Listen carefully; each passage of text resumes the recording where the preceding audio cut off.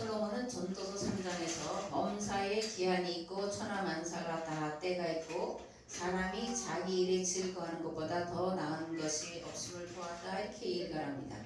그러면서 12장에서 일의 결국을 다 들었으니 하나님을 경외하고 그의 명령들을 지켜라. 이것이 모든 사람의 본분이다. 하나님은 모든 행위와 모든 은밀한 일을 선악간 심판하신다라고 결론을 내리고 있습니다.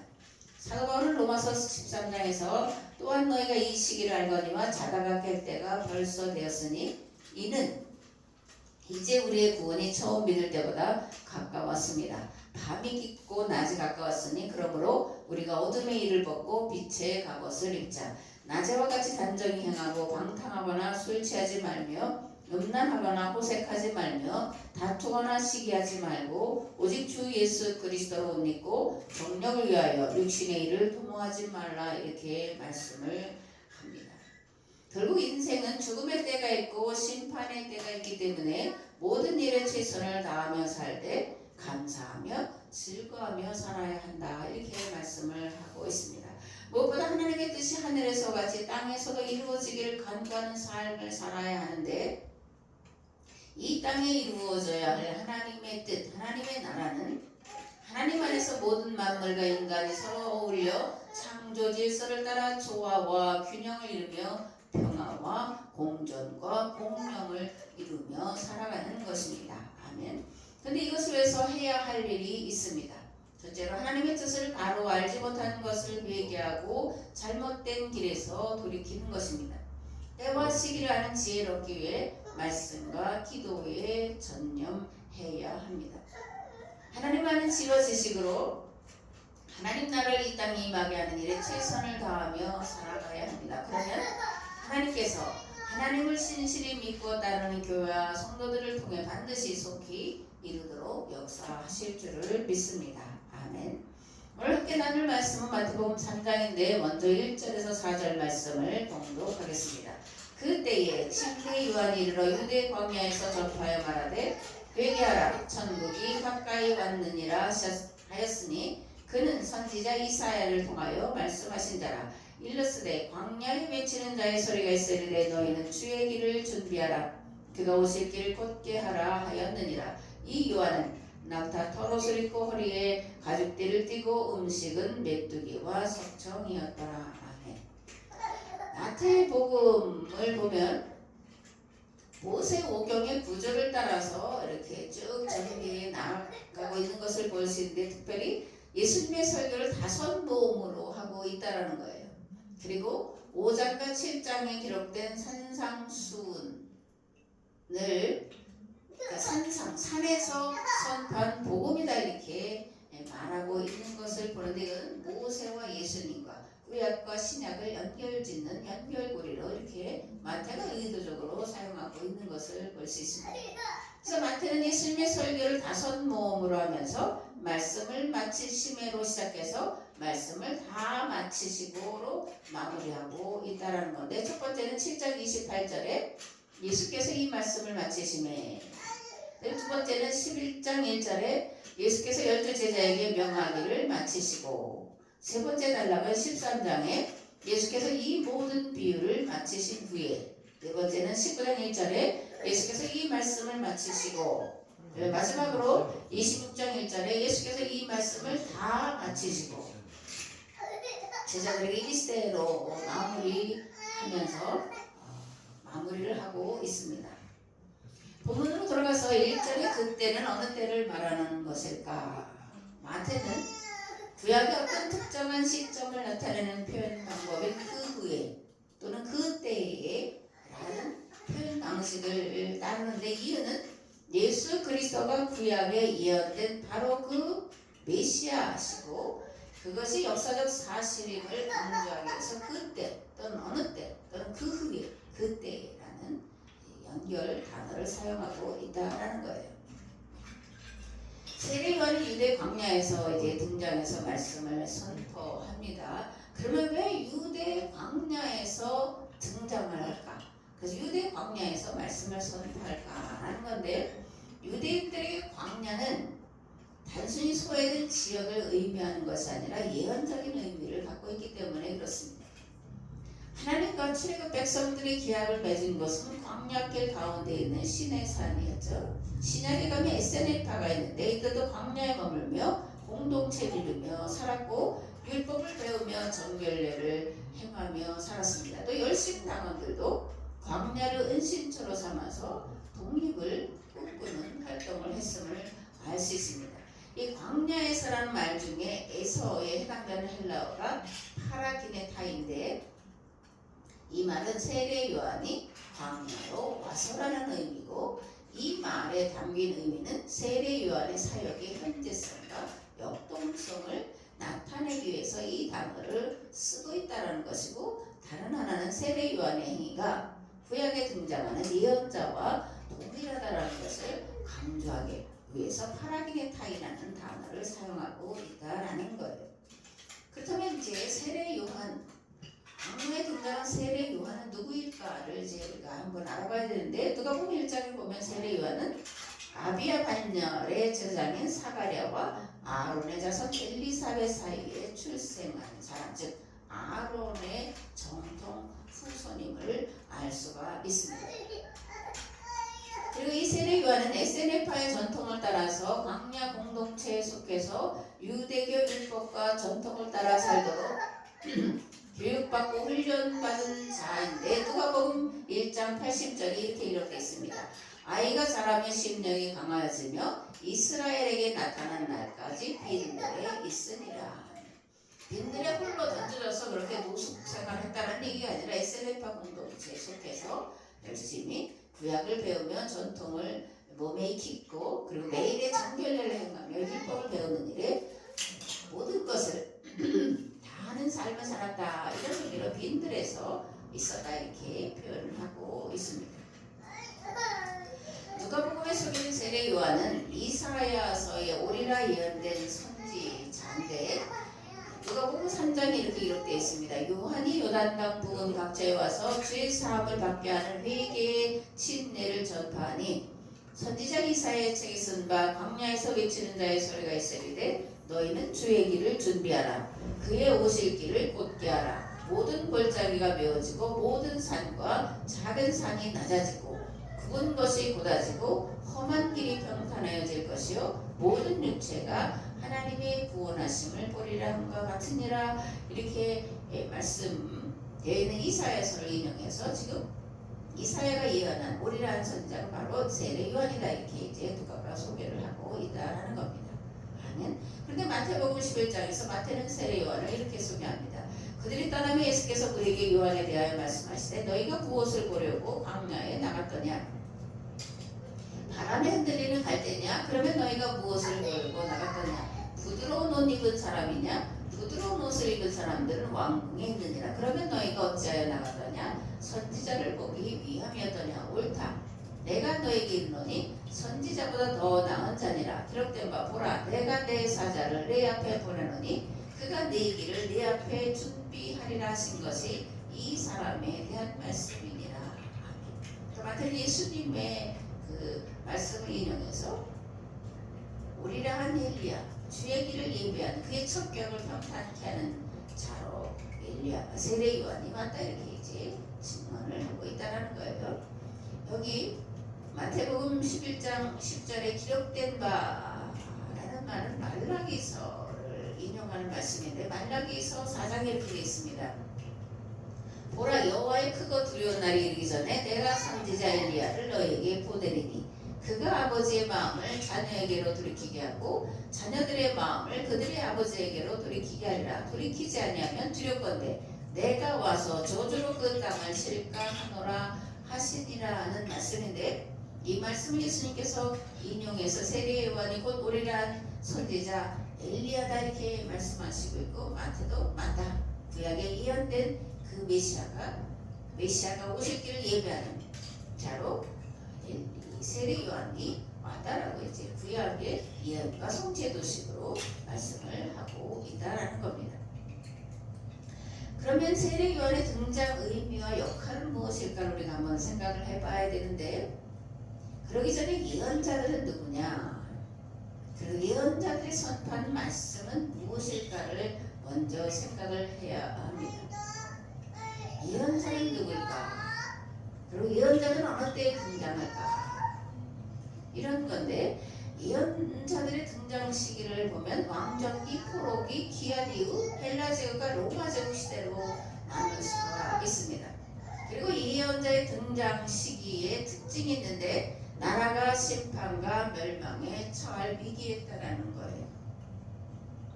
즉 이스라엘이 신앙의 올바른 궤도에서 벗어나 바알의 길로 갔을 때 이스라엘이 세상을 구원할 구원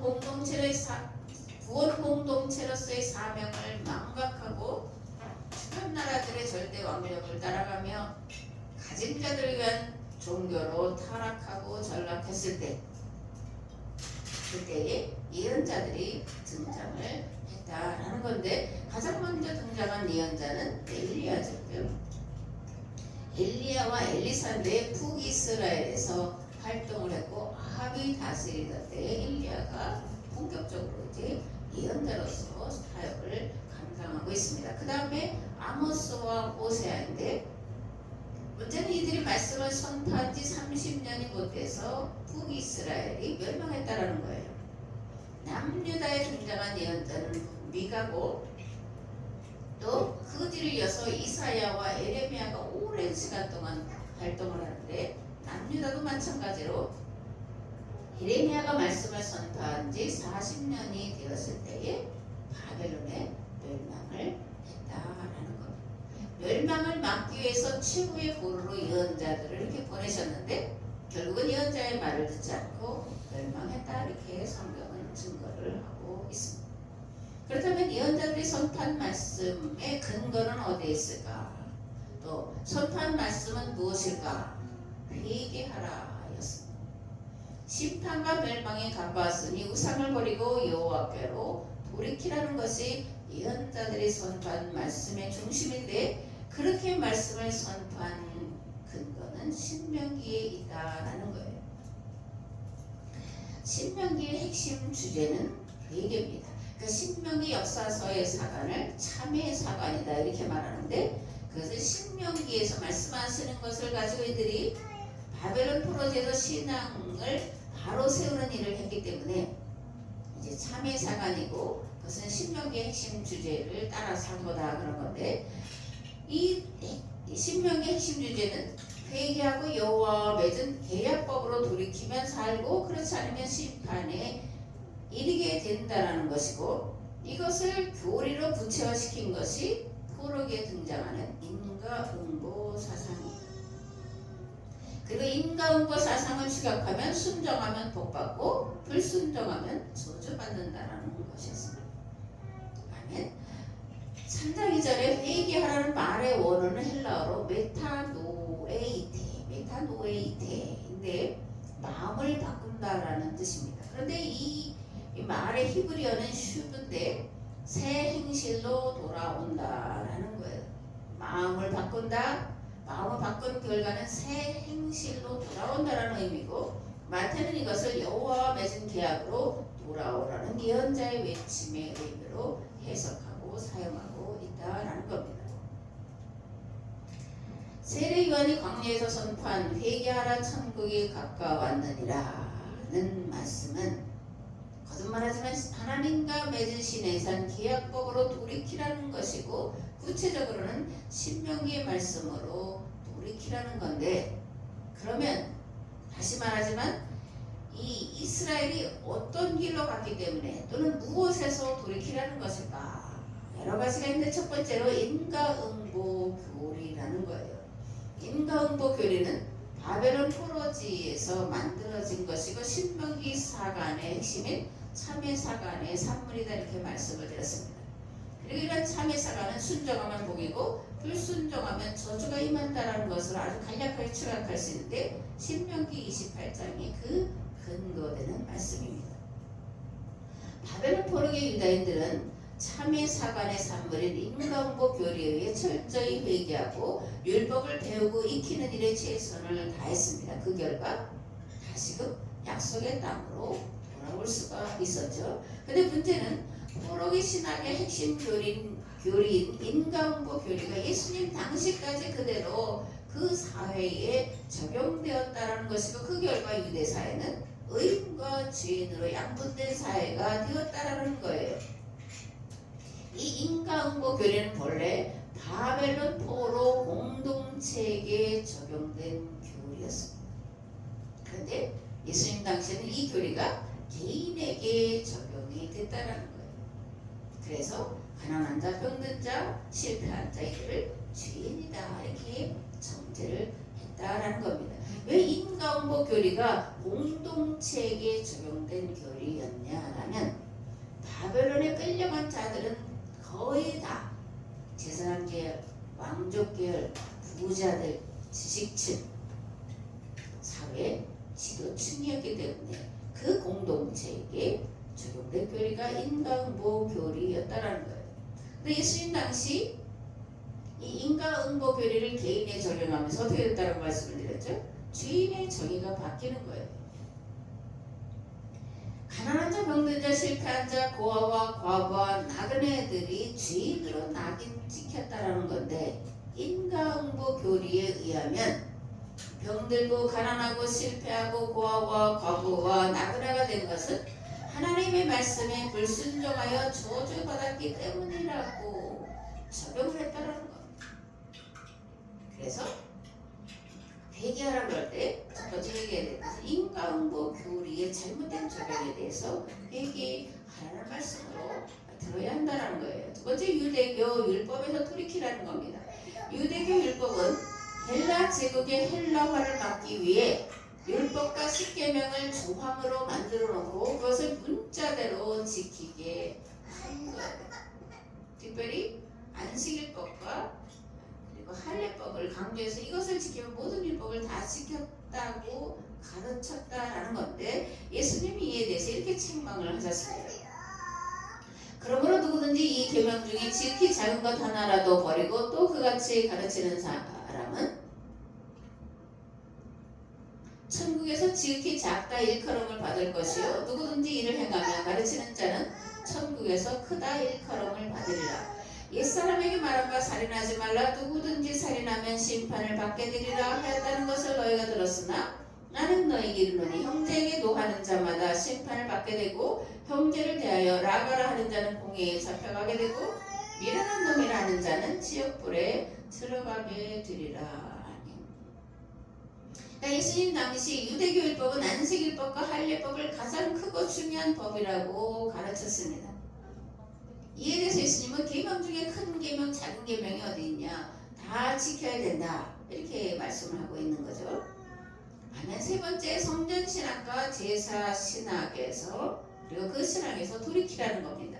세례요한이 유대 광야에 등장해서 한 일은 신명기 율법에 따른 설교와 그리고 제3의 물 세례를 베푸는 거였는데 이건 어떤 의미가 있을까?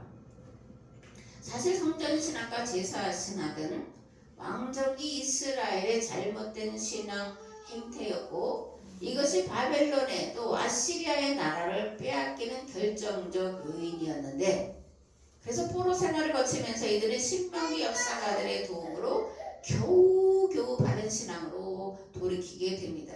그런데 기한 이후에 수르바벨 성전은 그런 의미로 지어진 것이 아닌데 이후에 다시 이것이 되살아나게 되는 거예요. 성전신학과 제사신학.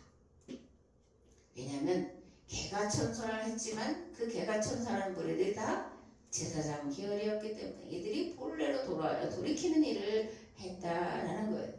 그리고 예수님 당시에 이것이 여전히 유대 사회 신앙과 생활을 지배하고 있었다라는 거예요. 그래서 성전에서 짐승으로 드리는 제사에 심혈을 기울이고 이것이 하나님이 기쁘시게 하는 것이다. 이것을 드리는 이것이 성전이다, 성전이다, 성전이다 이렇게 세 번씩 외치면서 성전을 드나들었다라는 거예요. 예수님은 이러한 유대교에 대해 돌 하나도 돌 위에 남지 않고 다 무너뜨려질 것이다 라는 성전 파기의 선언을 하고 있는데 이것은 마찬가지로 계약 파기를 선언하고 있다라는 겁니다.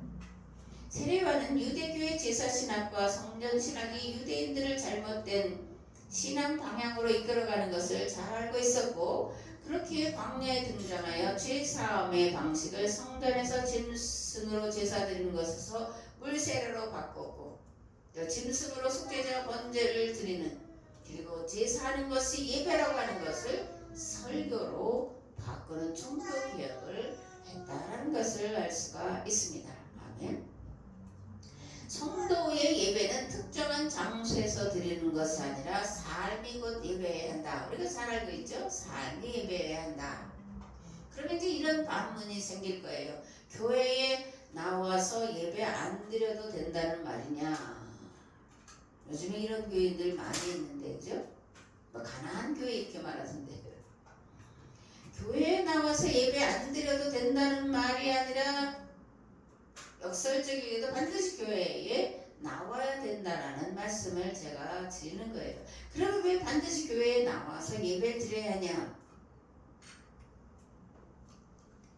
그 이유는 첫째, 교회는 보이지 않는 그리스도의 보이는 몸이기 때문에 그렇습니다. 성도란 보이는 그리스도의 몸인 교회에 속해 서로 교제하는 공동체의 일원을 일컫는 말입니다.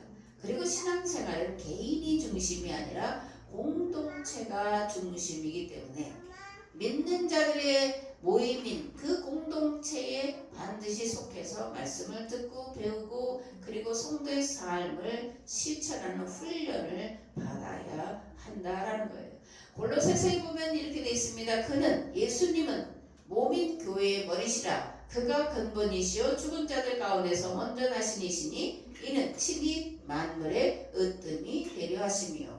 고린도전서 12장에 이렇게 되어 있습니다. 너희는 그리스도의 몸이요 지체의 각 부분이라. 에베소서 2장 20절에서 22절에 이렇게 되어 있습니다. 너희는 사도들과 선지자들의 터위에 세우심을 입은 자라. 그리스도 예수께서 친히 모퉁이 돌이 되셨느니라. 그의 안에서 건물마다 서로 연결하여 주 안에서 성전이 되어가고 너희도 성령 안에서 하나님이 거하실 처소가 되기 위하여 그리스도 예수 안에서 함께 지어져 간다. 아멘. 함께요. 교회는 공동체를 일컫는 말이라는 것을 우리가 반드시 기억을 해야 합니다. 둘째로 예배를 통해 하나님과 성령과 역사를 바르게 깨달아 알도록 배워야 하기 때문입니다. 예배는 말씀 선포뿐만 아니라 교육의 의미도 들어있는데, 왜냐하면 하나님을 바르게 믿으려면 먼저 하나님이 어떤 분이시고 성경은 무엇을 말하고 있는지를 알아야 하기 때문입니다. 믿는 자가 마땅히 해야 할 책임과 의무가 무엇인지를 배워야 하고 말씀대로 행하는 훈련을 받아야 합니다. 신앙생활은 제멋대로 하는 게 아니라 하나님 뜻대로 행하는 거예요.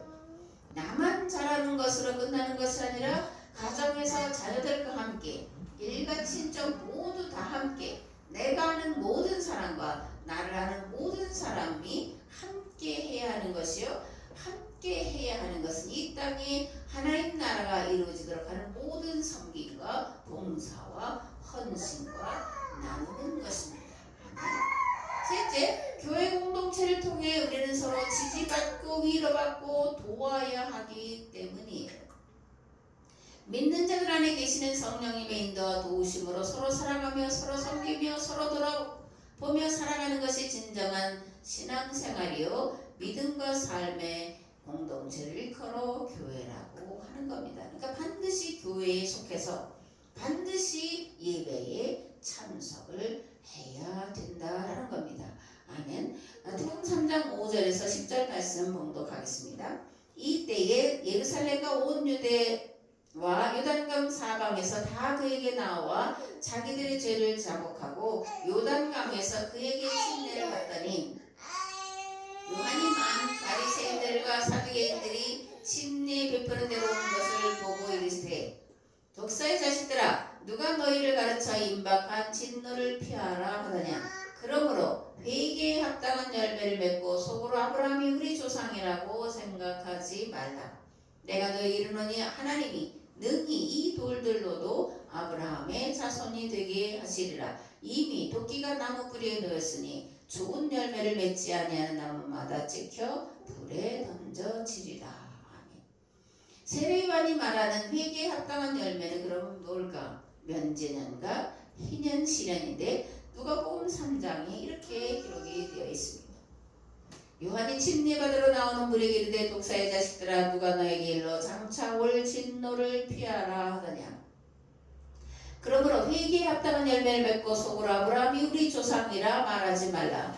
내가 너에게 이르노니 하나님이 능히 돌들로도 아브라함의 자손이 되게 하시리라. 이미 토끼가 나무 뿌리에 놓였으니 좋은 열매 맺지 아니하는 나무마다 찍혀 불에 던져지리라.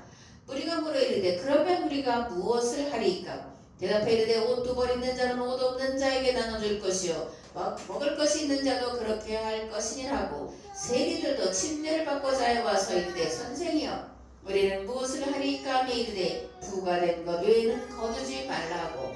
군인들도 물어 이르되 우리는 무엇을 하리이까 하며 이르되 사람에게서 강탈하지 말며 거짓으로 고발하지 말며 받는 금료를 속한 줄로 알라. 세례 요한은 아브라함의 후손이기 때문에 당연히 구원받는다고 하는 유대인의 선민사상을 깨뜨리고 있습니다. 구원은 믿음으로만이 아니라 반드시 행함이 뒤따라야 한다고 말씀하고 있습니다. 예수님 당시 바리새인 서기관들은 율법을 초함으로 그리고 만들어서 문자대로 지키되 특히 안식일법과 할례법을 지키면 모든 율법을 지키는 것이라고 가르쳤다라는 거예요. 그러나 세례 요한은 옷 두 벌 있는 자는 없는 자와 나눠라. 먹을 것이 있는 자는 먹을 것이 없는 자와 나눠라. 과도하게 세금을 받지 말고 강탈하지 말라. 거짓으로 고발하지 말고 받는 월급을 족한 줄로 알라. 이렇게 말씀을 하고 있다라는 거예요. 이건 다 신명기에 기록된 신명기 율법의 그런 내용이고 그것을 지켜 행해야 된다 이렇게 말씀을 하고 있다라는 거예요. 말씀대로 하나님의 뜻대로 행함이 없는 믿음은 죽은 것에 불과하다라는 것을 우리는 분명히 알아야 할 줄을 믿습니다. 아멘.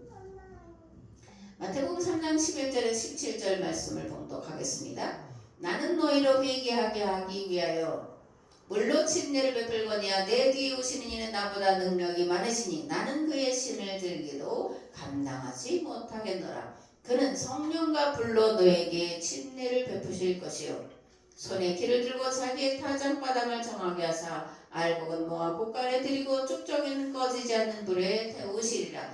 이때 예수께서 갈릴리로부터 요단강에 이르러 요한에게 침례를 받으려 하시니 요한이 말려 이르되 내가 당신에게서 침례를 받아야 할 터인데 당신이 내게로 오시나이까? 예수께서 대답하여 이르시되 이제 허락하라. 우리가 이와 같이 하여 모든 의를 이루는 것이 합당하니라 하시니 이에 요한이 허락하는지라. 예수께서 침례를 받으시고 곧 물에서 올라오실새 하늘이 열리고 하나님의 성령이 비둘기같이 내려 자기 위에 임하심을 보시더니 하늘로부터 소리가 있어 말씀하시되 이는 내 사랑하는 아들이요 내 기뻐하는 자라 하시니라. 아멘.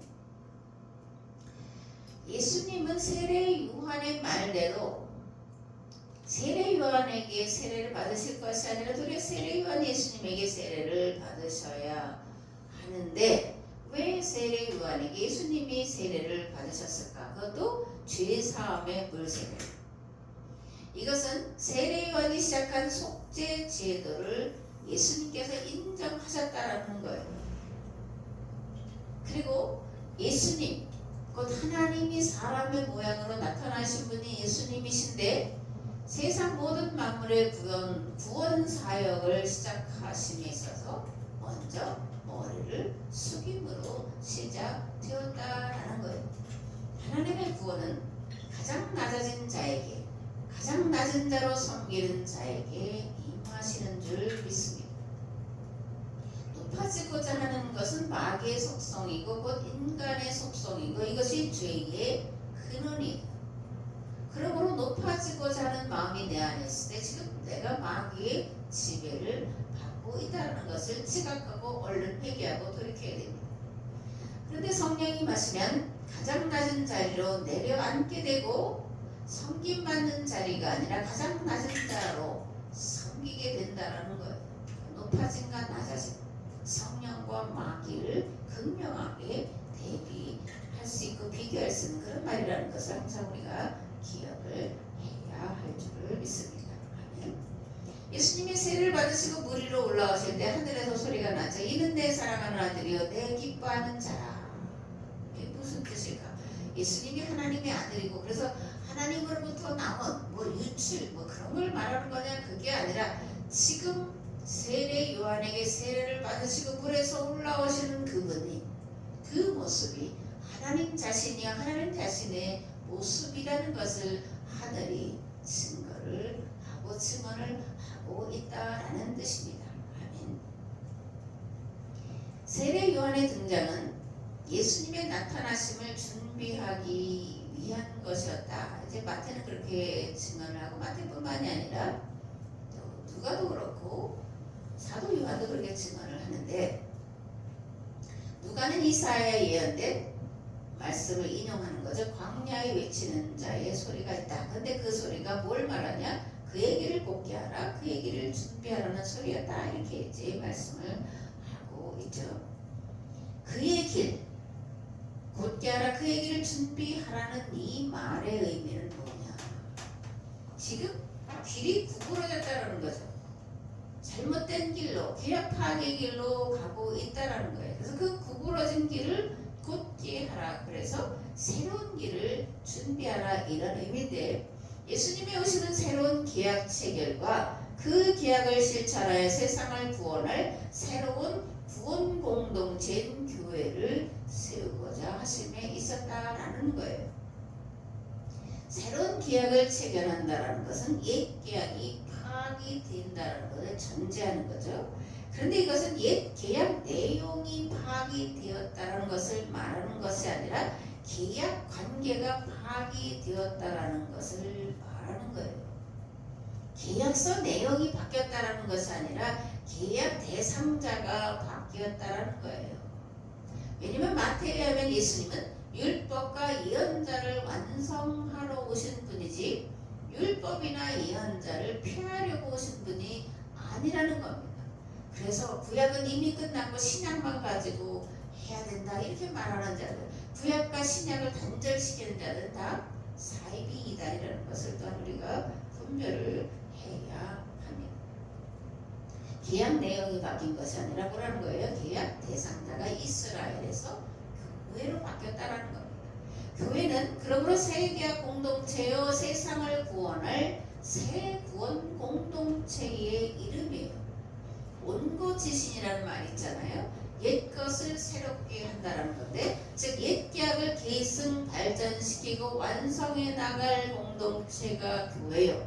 마침내 이 땅에 하나님 나라가 임하도록 해야 할 하나님의 구원 사역의 동역자요 대행자가 교회라는 겁니다. 아멘. 하나님 오늘도 교회와 성도에게 주어진 사명이 세상 구원에 있음을 깨닫고 그 사명을 감당하기 위해 마음을 다하고 힘을 다하고 뜻을 다해 살아가고자 하는 성도와 교회를 찾고 계시는 줄을 믿습니다. 원하기는 이 말씀을 듣는 우리 모두가 세상 구원 공동체요 하나님 나라를 이 땅에 임하게 하는 하나님의 동력자로 세워져서 우리로 하여금 세상 만물이 구원에 이르고 하나님이 완전하시고 영원하신 통치가 이루어지도록 하는 일에 충성되고 신실한 종으로 쓰임받게 되기를 우리 주 예수 그리스도의 이름으로 축복합니다. 아멘.